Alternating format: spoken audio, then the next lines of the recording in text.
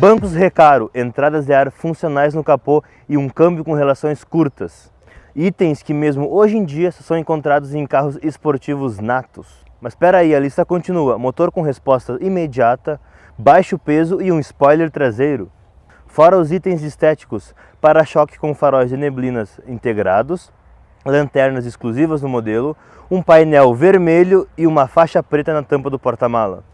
Depois de 5 anos sem nenhum lançamento, este carro caiu como uma bomba no mercado brasileiro. Na época, saiu 2 4 rodas ao mesmo tempo falando sobre o carro. Estamos falando do Kadett GS, uma versão esportiva e exclusiva de um carro global. Equipado com um motor 2.0 a álcool do Monza, rendia 110 cavalos e 17,3 kg de torque a 3.000 RPM. Mas aí você pensa, esses dados não são tão relevantes, mas em 89, o ano do lançamento deste modelo, era um dos carros mais rápidos no mercado brasileiro. Outro mérito do Kadett GS, além de esportivo, é que ele era muito confortável. Por exemplo, o volante tem ajuste de altura e os bancos Recaro têm apoios laterais, o que deixa o carro muito confortável. A suspensão, apesar de ser esportiva e segurar o carro muito bem em curvas, não bate em seco, igual se espera de um esportivo antigo. Assim, o Kadett une tanto a esportividade quanto o conforto em um carro só. Mas aqui dentro ainda temos o volante exclusivo do Kadett GS, o computador de bordo e o Check Control, um painel exclusivo para as luzes de avaria. A cabine do GS transmite muita qualidade, pois as aletas e os botões são muito bem feitos e sólidos, e os encaixes são muito precisos.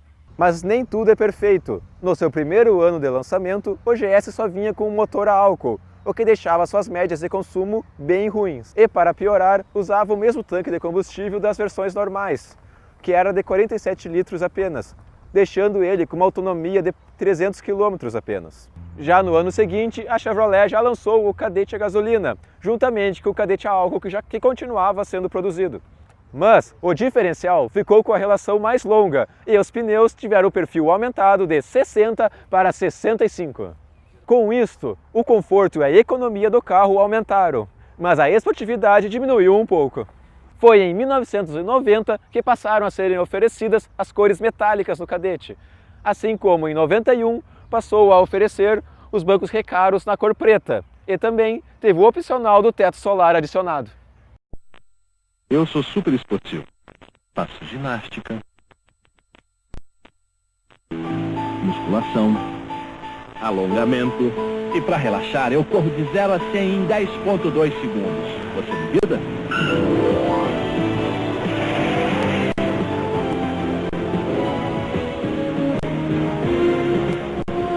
Novo Kadett GS. Agora a concorrência vai perder a esportiva. Mas foi nesse ano também que o Kadett GS foi aposentado em favor do GSI, aposentando o carburador em favorecimento da injeção eletrônica. Pena que muitos proprietários de GS, ao lançarem o GSI, descaracterizaram seu carro, deixando assim GS como esse, totalmente originais, muito mais raros. Então tá, o meu nome é Enzo, o meu carro é um Kadett GS 90 na cor branco Everest. O carro foi comprado em 92 pelo meu pai, ele usou até o ano de 2003, daí ele comprou outro carro. Por motivos de economia também e porque um problema no distribuidor que eu fui descobrir 14 anos depois do carro ficar parado. Aí enfim, ele comprou o carro. Na época era uma Paraty Turbo e deixou o Kadett jogado na garagem. E aí eu peguei, eu fiz 18 anos e vou cuidar desse carro. Daí eu tô de babado o Kadett agora. O carro ainda é do meu pai, mas eu ando ele de vez em quando e fiz um polimento completo basicamente. Eu refiz a pintura da tampa traseira, que na época o antigo dono do carro, meu pai pegou ele seminovo, ele descaracterizou o carro, na época transformou ele num GSI.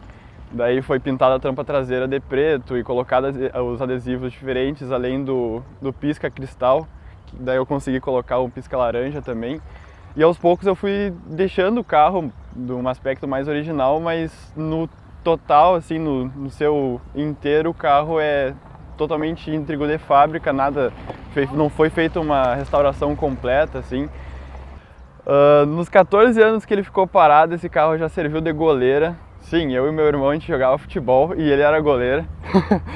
Aí, quando eu peguei ele pra cuidar, ele tava cheio de caixas em cima, tinha uns 3 centímetros de pó em cima dele, era absurdo. Tá? Não, era irreconhecível o carro. Quem olha assim o carro não vai dizer que é o mesmo, mas o poder de um polimento, incrível.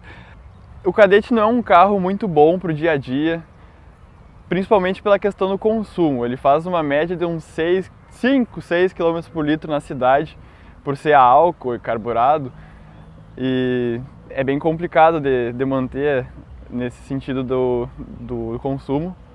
Em questão de conforto, é um carro muito bom, a suspensão independente nas 4 rodas, é muito estável.